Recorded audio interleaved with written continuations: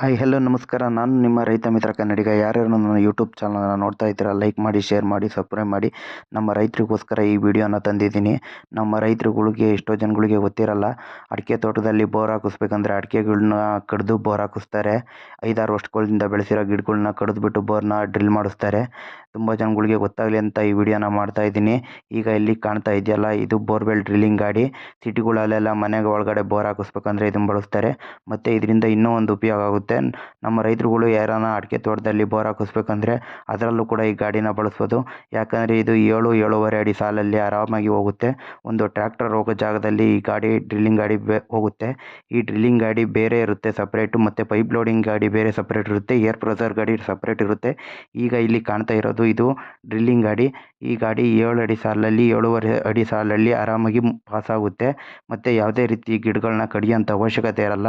ತುಂಬ ಜನಗಳು ಬೋರಲ್ಲಿ ನೀರಿಲ್ಲ, ಡ್ರಿಲ್ ಮಾಡಿಸ್ಬೇಕು, ಅಡಿಕೆ ತೋಟದಲ್ಲೇ ಬೋರ್ ಹಾಕಿಸ್ಬೇಕು, ಬೇರೆ ಕಡೆ ಜಾಗ ಇಲ್ಲ ಅಂತ ಹೇಳ್ಬಿಟ್ಟು ಏನು ಮಾಡ್ತಾರೆ ಅಂದರೆ ಅಡಿಕೆ ಗಿಡಗಳನ್ನ ಕಡಿದ್ಬಿಟ್ಟು ಬೋರ್ವೆಲ್ನ ಡ್ರಿಲ್ ಮಾಡ್ಸೋಕ್ಕೆ ಮುಂದಾಗ್ತಾರೆ. ಆದ್ದರಿಂದ ಈ ವಿಡಿಯೋನ ಮಾಡ್ತಾ ಇದ್ದೀನಿ. ಈ ಗಾಡಿನ ಬಳಸ್ಕೊಂಡ್ರೆ ಅಡಿಕೆ ಗಿಡ ಅಂತ ಕಡಿಯೋವಂಥ ಅವಶ್ಯಕತೆ ಇರಲ್ಲ. ಯಾಕಂದರೆ ಇದು 7-7.5 ಅಡಿ ಸಾಲಲ್ಲಿ ಆರಾಮಾಗಿ ಮೂವ್ ಆಗುತ್ತೆ ಗಾಡಿ. ಅದರಿಂದ ಆರಾಮಾಗಿ ಯಾವುದೇ ರೀತಿಯ ನಮ್ಮ ಗಿಡನ ಕಡಿದೇನೆ ಬೋರ್ವೆಲ್ನ ಡ್ರಿಲ್ ಮಾಡಿಸ್ಬೋದು.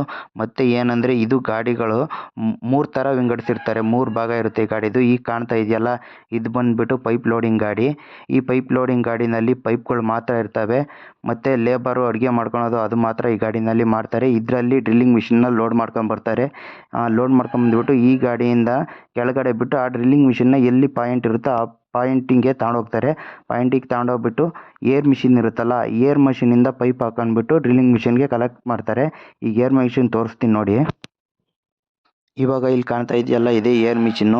ಈ ಏರ್ ಕಂಪ್ರೆಸರಿಂದನ ಡ್ರಿಲ್ಲಿಂಗ್ ಮಿಷಿನ್ಗೆ ಪೈಪ್ ಹಾಕೊಂಡ್ಬಿಟ್ಟು ಏರ್ನ ಕಂಪ್ರೆಸರ್ ಮಾಡಿಬಿಟ್ಟು ಅಲ್ಲಿ ಫಸ್ಟ್ಗೆ ತೋರಿಸಿದ್ನಲ್ಲ ಆ ಡ್ರಿಲ್ಲಿಂಗ್ ಮಿಷಿನಿಂದ ಬೋರ್ವೆಲ್ನ ಡ್ರಿಲ್ ಮಾಡ್ತಾರೆ.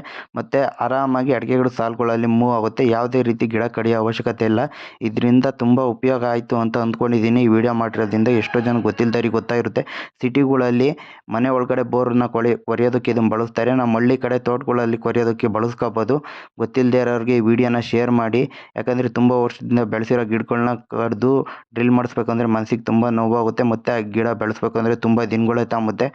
ಯಾರಾದರೂ ಬೋರ್ವೆಲ್ನ ಡ್ರಿಲ್ ಮಾಡಿಸ್ಬೇಕು ಅಂತ ಇದ್ದರೆ ಅವ್ರಿಗೆ ಈ ಮಾಹಿತಿಯನ್ನು ಶೇರ್ ಮಾಡಿ, ಲೈಕ್ ಮಾಡಿ, ಹಾಗೆ ಕಾಮೆಂಟ್ ಮಾಡಿ ಅಂತ ಹೇಳ್ತಾ ಈ ವಿಡಿಯೋನ ಇಲ್ಲಿಗೆ ಮುಗಿಸ್ತಾ ಇದ್ದೀನಿ. ಜೈ ರೈತ.